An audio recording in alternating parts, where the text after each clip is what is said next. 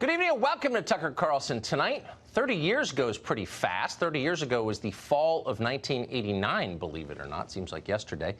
And at the time, if you can remember that far back, America seemed unbeatable. Our chief rival, the Soviet Union, had just collapsed. Our economy and military strength dwarfed those of every nation on the planet. America in 1989 was the uncontested leader of the world, free and otherwise. But as 3 decades later, that advantage has evaporated completely. Instead of expanding and solidifying our power, we've wasted it. And as a result, we're now in the race of our lives against a country that in 1989 was so poor that many of its people could not afford meat or electricity, China. And at this rate, China will beat us. So the question is, how did America fall so far, so fast? And the answer is simple: bad leadership. The people who benefited the most from this country cared about it the least. They were also the quickest to sell it out to foreign powers for profit.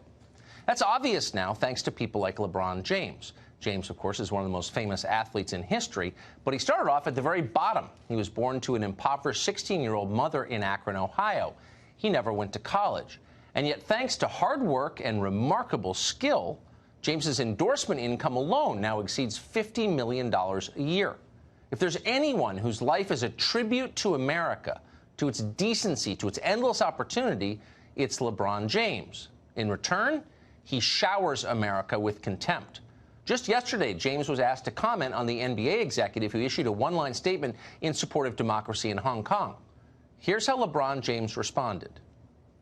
I don't want to get into a word or sentence feud with Daryl Morey, but I believe he wasn't educated on the situation at hand, and he spoke.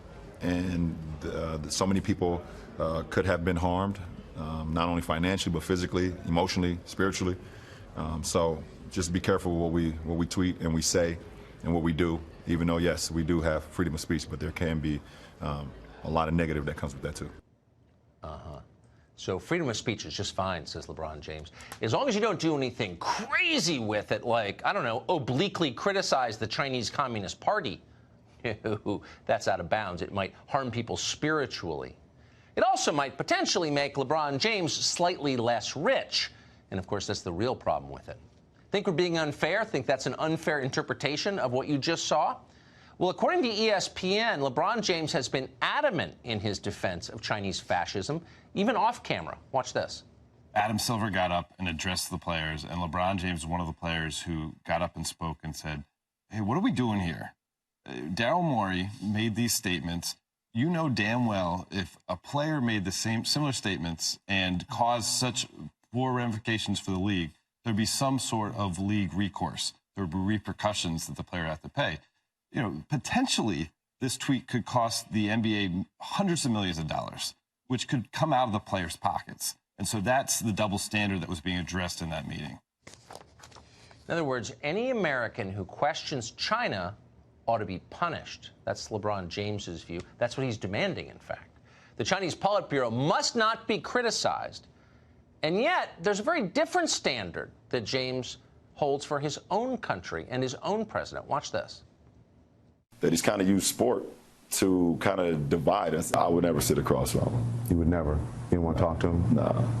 I sit across from Barack, though. Yeah. That's the American president he's talking to. Well, if you read James's Twitter feed, you won't be surprised to learn any of this. Quote, injustice anywhere is a threat to justice everywhere, he tweeted once. Our lives begin to end the day we become silent about things that matter. Okay, well, obviously, things that matter does not include throwing Muslims in concentration camps in China or the oppression of more than 1 billion people in China.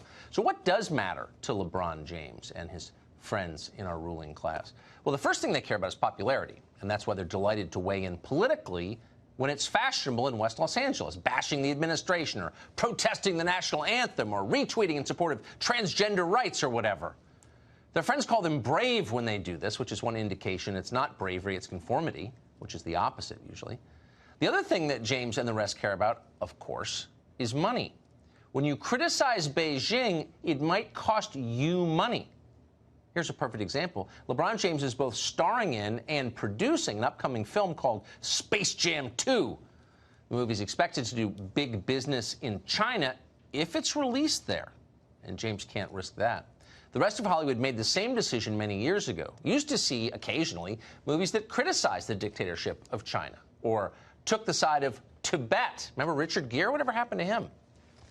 Not anymore. In fact, that's unimaginable. You can't imagine a major Hollywood picture taking the side of Tibet or Hong Kong or the Dalai Lama or human rights in China, the world's largest country. No.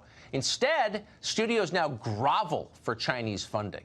And if China appears in films at all, it's always in a positive portrayal. Meanwhile, Russia, which is a completely irrelevant country most of the time, is subverting our democracy. That's what they tell us. This is what corruption looks like.